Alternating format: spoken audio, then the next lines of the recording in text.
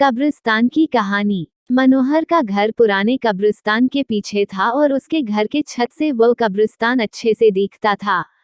वह रोज उस कब्रिस्तान को पार करके ही अपने काम पर जाता था। मनोहर के दो बच्चे थे और दोनों बच्चे बड़े ही शैतान थे। बड़े बेटे का नाम रॉकी और छोटे बेटे का नाम विकी था। एक बार गर्मी की छुट्टियों में रॉकी और विकी की बहन सोनिया भी आई हुई थी। तीनों मिलकर रात के लगभग 12 बजे एक रूम में ट्रूथ और डेयर खेल रहे थे। रॉकी सोनिया से पूछता है कि तुम ट्रूथ लोगी या डेयर। सोनिया डेयर लेती है और पूछी है कि तुम लोग कुछ खतरनाक करने के लिए तो नहीं कहोगे ना। रॉकी, ये हुई ना बात, तो जाओ अब छत पर से घूम करके आओ और छत पर रखे गमले में से फूल तोड़कर लाना होगा, तभी हमें पता चलेगा कि तुम छत पर से आई हो। सोनिया, छत पर से तो कब्रिस्तान दिखता है। नहीं, मैं नहीं जाऊंगी। रॉकी और विकी दोनों सोनिया को छत पर जाने के लिए जबरदस्ती बोलते हैं। सोनिया छत पर जाती है और जैसे ही गमले में लगे फूल की तरफ बढ़ती है तभी उसकी नजर कब्रिस्तान की ओर पड़ती है।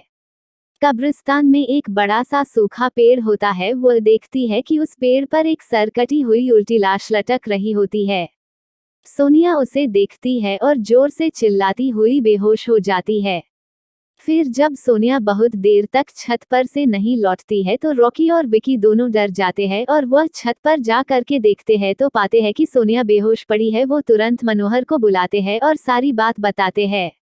मनोहर, तुम तीनों को ऐसा खेल खेलने की जरूरत क्या थी? और रॉकी, तुम तो जानते हो उस कब्रिस्तान के बारे में कैसी कैसी खबरें आती है, फिर भी तुम सोनिया को रात में छत पर जाने के लिए क्यों भेजा? रॉकी, सॉरी डैड, मुझसे गलती हो गई, हम आगे से ऐसा नहीं करेंगे। मनोहर, और फिर कभी दोबारा ऐसा काम किया तो तुम दोनों को उसी कब्रिस्तान में छोड़ाऊंगा।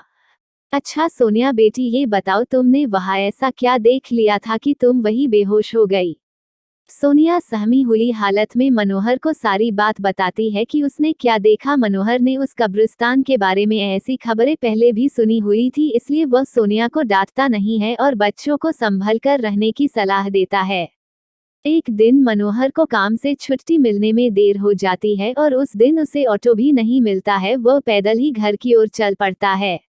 इधर विकी और रॉकी दोनों आपस में बात करते हैं। रॉकी, विकी, तुम्हें क्या लगता है सोनिया ने जो कहा वो सच है? मुझे तो लगता है कि वो सिर्फ बातें बना रही है, वो उसका भ्रम होगा।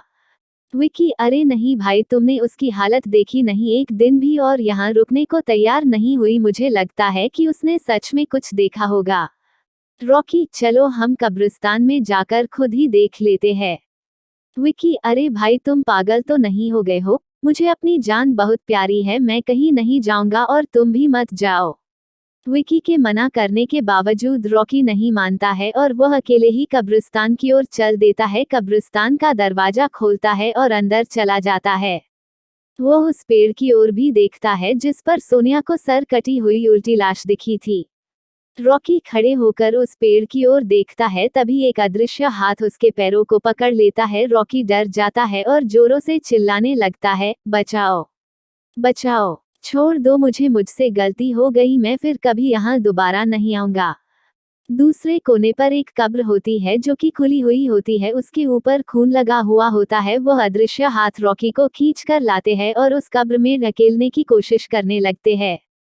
रॉकी चिल्लाता है, छोड़ दो, मुझसे गलती हो गई, मैं फिर यहाँ कभी नहीं आऊंगा, मुझे मत मारो, मुझे जाने दो। मनोहर काम से पैदल घर पहुँचने वाला ही होता है। जैसे ही वह कब्रिस्तान से गुजरता है उसे रॉकी की आवाज सुनाई देती है। मनोहर, ये क्या? ये तो रॉकी की आवाज लगती है, ये तो कब्रिस्तान से आ रही है, मुझे जा करके देखना चाहिए। मनोहर कब्रिस्तान में चारों ओर देखता है लेकिन रॉकी कहीं नहीं दिखाई देता है। वो घर लौटकर आ जाता है और विकी से पूछता है कि रॉकी कहाँ है। विकी, पापा, मेरे बार बार मना करने के बावजूद भी रॉकी कब्रिस्तान में चला गया। वो जानना चाहता था कि सोनिया जो कह रही थी वो सच है या नहीं। मनोहर, हमारे पास समय बिल्कुल भी नहीं है, जाओ घर के मंदिर में शंख में जो जल रखा है वो जल्दी से लेकर आओ, हमें रॉकी को खोजने कब्रिस्तान जाना पड़ेगा। विकी वो जल लेकर आता है। मनोहर और विकी कब्रिस्तान में जाते हैं। मनोहर जल छिड़कता है, फिर उसे किसी के घसीटने का निशान दिखाई देता है। वो समझ जाता है और फिर उस निशान का पीछा करते हुए उस कब्र तक पहुंच जाता है। मनोहर कब्र के आसपास वो जल छिड़कता है। कब्र से अजीब अजीब सी आवाजें आती है। विकी बहुत डर जाता है। मनोहर, मुझे लगता है कि श्रापित प्रेत आत्माओं ने रॉकी को इस कब्र के अंदर कैद कर लिया है। हमें जल्दी इसे निकलना होगा। तुम ये पवित्र जल आस पास छिड़कते रहो, इससे हमें वो प्रेत आत्माएं कोई नुकसान नहीं पहुंचा पाएंगी। मैं कब्र को खोलने की कोशिश करता हूँ। मनोहर उस कब्र को खोलने की बहुत कोशिश करता है। अंत में वह कब्र खुल जाती है। उसके अंदर रॉकी लथपथ बेहोश पड़ा होता है। मनोहर रॉकी को लेकर हॉस्पिटल जाता है। उसकी हालत बहुत गंभीर होती है। उस दिन के बाद मनोहर उस घर को छोड़कर शहर से दूर एक दूसरे घर में अपने पूरे परिवार के साथ रहने चला जाता है। यदि ये कहानी आपको पसंद आई हो तो अपने दोस्तों और अन्य लोगों के साथ शेयर जरूर करिएगा।